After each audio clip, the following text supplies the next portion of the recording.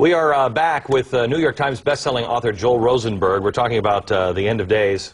Oh, yeah, you've entered crazy town. It all stems from a great book called Dead Heat that, I don't know, I think I read 3-4 weeks ago when it came out. And it's absolutely fantastic. I urge you to read it, especially if you're a fan of the Left Behind series, which was very, very good. This is rooted in the news of the day, and you kind of show how quickly and how easy these prophecies are to fulfill and get us to the end of days. Ever spook you? Does it ever... It does. The first line, as you saw, of the author's note in Dead Heat is, I pray to God this never comes true. Because people think that because previous fictional elements of my political thrillers have seemed to come true, that maybe I'm trying to predict these events. I'm not. Dead Heat is a worst-case scenario. It's not a world I want to see or think will happen. It's a world I fear could happen if we get our eye off the ball of the threats facing our country right now. Whether it's the last days or not, I believe we are in the last days, but these threats are very real today, the threat of nuclear terrorism in particular. Do you believe that you will see the end of days? I could, and I fear that I will. Look, it's not something I'm looking forward to. I would rather have a much longer period of time to raise my children and to bless the poor and the needy and care for victims of war and terrorism. My wife and I started an organization called the Joshua Fund. Why? Because we're writing about war and terrorism. People are really suffering right now. I would love it if we had 40 or 50 years or more just to do this, to care for people. As an evangelical Christian, I think that's my job, my mission. But I also see these signs coming and I think, look, I don't want to look like I'm hyperventilating. But if you think you see a storm coming and you work for the National Weather Service and you don't tell people, hey, Katrina's coming, you might want to pay attention and get to safety, you can't stop the storm. But you will face God one day and have to say, I did nothing. Well, I don't want to do Ezekiel 34 says that in those days he'll appoint a watchman, or he'll appoint a watchman and watchmen. And I think there's plenty of people around now that are in places that they just, they're on the wall and they see and they're like, oh my gosh. And for as crazy as it may sound, we're probably all wrong. But it says specifically there, if you see it coming and you're in that position and you don't turn around and warn the people that this might be it, it says the blood of their blood will be on your hands. That's right. But if you've warned them and they haven't listened, oh well, it sucks to be you. The question is, how do you warn people without looking like a lunatic? And I started with fiction. I said, look, let's just imagine this world. Do a lot of people think you're a lunatic? They're not writing to me. The ones that are inviting me to speak are at Congress, in the Pentagon. I've met with Muslim leaders, people who are in charge of tens of thousands of mosques in their country. They've invited me for dinner at their homes. They've come to my home. I'm amazed how many military leaders, political leaders, diplomats here in D.C. as well as around the world want to sit down quietly, off the record, and talk about these things. Yes, I think there's I think people have a misunderstanding. I think there are more people that believe in this kind of stuff, and maybe they don't even think that it's the end of times, and probably it's not. I don't know, but it is. But they, they have a gut feeling. It's almost like the economy.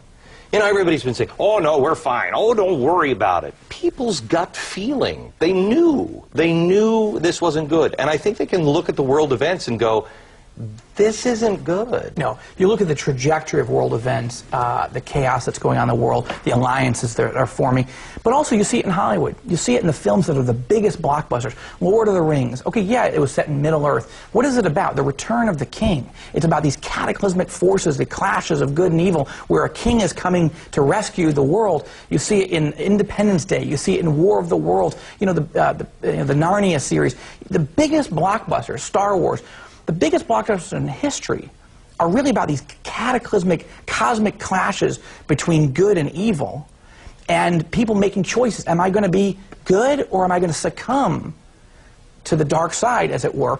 And the theme of Dead Heat and all my novels is this: to misunderstand the nature and threat of evil is to risk being blindsided by it. Well, because most evil doesn't show up in big black boots with a cape and a helmet. That's right. We were blindsided by Pearl Harbor. I don't understand how people were Nazis. I really don't. I look at the uniform and the black and the skull and crossbones, and I'm like, hey, they'd walk in and say, hey, you want to join? And I mean, look at the uniform, I'm like, I think that's the wrong side. British prime ministers going and hugging and kissing Adolf Hitler and trying to offer him everything they could in terms of Chamberlain. Now you got Jimmy Carter kissing leaders like the Hamas leaders whose hands are literally dripping with blood.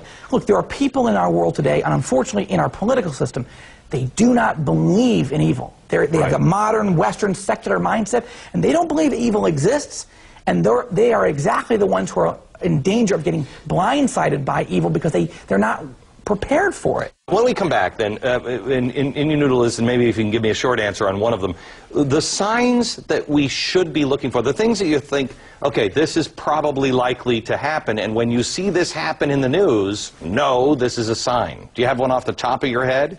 A dictator to emerge with Russia to begin forming an alliance and specifically criticizing Israel. When you see Russian leaders start to denounce Israel and threaten military action against Israel, you know that events are really moving quickly. Is it true that Russia buried military hardware in the desert?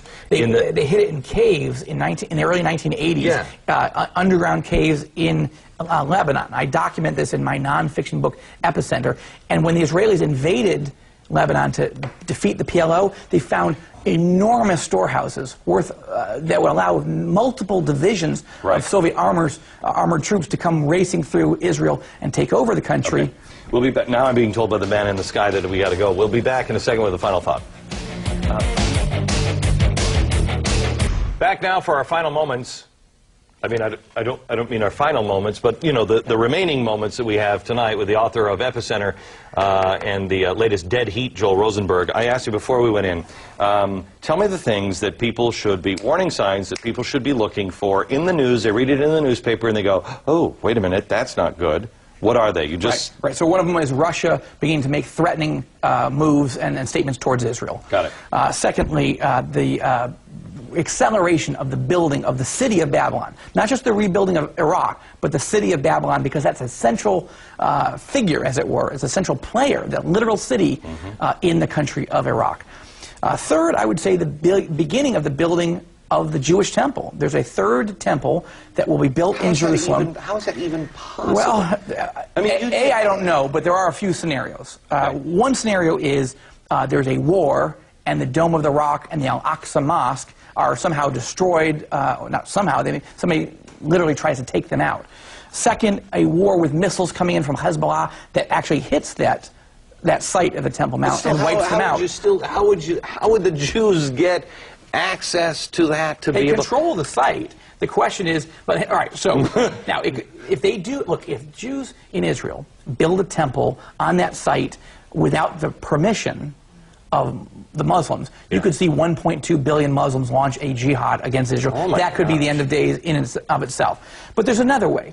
If there was a comprehensive peace deal in which Jerusalem was divided, I don't want this to happen, but if it happened, Jerusalem was divided, Palestinian Muslims were allowed to have part of Jerusalem for control of their capital, Jews had the other part, and then a deal was struck allowing Jews to take this. There was a space on the Temple Mount next to the Dome of the Rock where Jews could theoretically say, all right, we'll build our temple there right next to the Dome of the Rock.